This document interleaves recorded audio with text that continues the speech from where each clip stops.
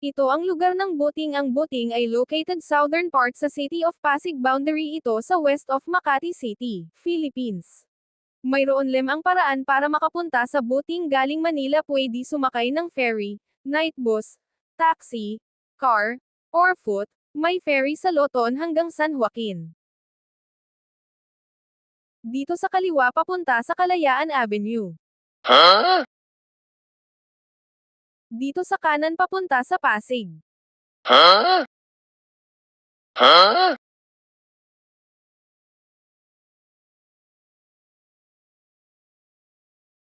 Ito papunta sa Guadalupe, Makati.